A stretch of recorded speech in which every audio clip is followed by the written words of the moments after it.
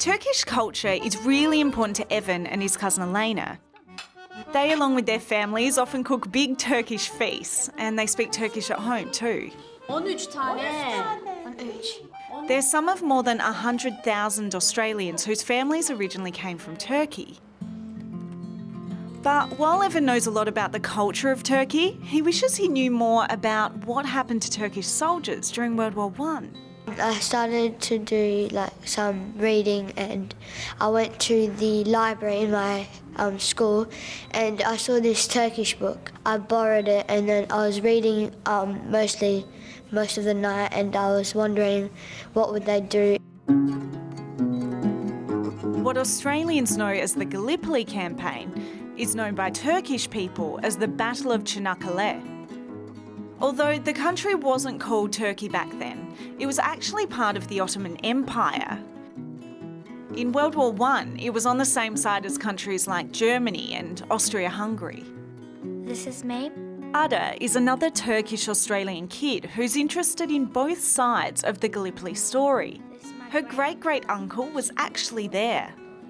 My great-uncle is Halil Ibrahim. He fought in Gallipoli in his early 20s and died there, and because he didn't really want to lose another part of his country.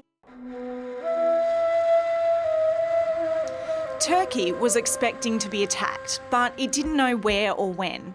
So when the Anzacs landed at Gallipoli, Turkish forces fought back and they quickly called for reinforcements. I think that when the Anzacs came to Gallipoli, the Turkish had a big shock, and it would have been scary because they weren't prepared for it. Most of the Turkish soldiers had never heard of Australia or New Zealand before. Many came from poor rural backgrounds and they hadn't had the chance to go to school.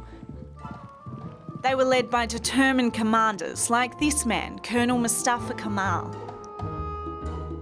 Ada, Evan and Elena all like hearing about the camaraderie that went on between some Aussie and Turkish soldiers. As these diary entries show, extraordinary friendly exchanges between the Turks and our fellows this morning early. Some of our chaps ran right over to the enemy trenches and exchanged bully, jam, cigarettes, etc. And some Anzacs even left farewell notes for the Turks when they left.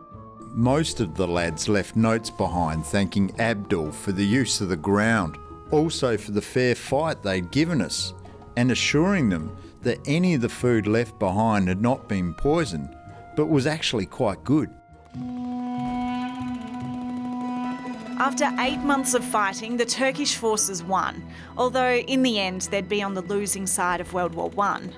But despite that, the battle at Gallipoli was considered one of their greatest victories, and it helped build a sense of pride and identity among the Turkish people.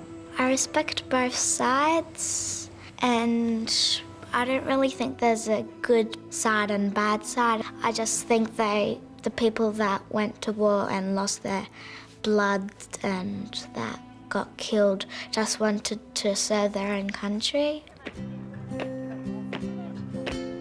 After the war, the Turkish commander at Gallipoli went on to become the country's first president, Mustafa Kemal Atatürk. And in 1934, he's said to have written this tribute to the Anzacs killed at Gallipoli. Those heroes that shed their blood and lost their lives, you are now lying in the soul of a friendly country. Therefore, rest in peace. There is no difference between the Johnnies and the Mehmeds. To us, where they lie side by side, here in this country of ours. The continuing friendship between Turkey and Australia is something Evan and Elena want to recognise. So they're donning traditional outfits and representing Turkey at an Anzac Day vigil. If the Turkish didn't like the Australians, we wouldn't be here right now, and we wouldn't have the friends that we would have.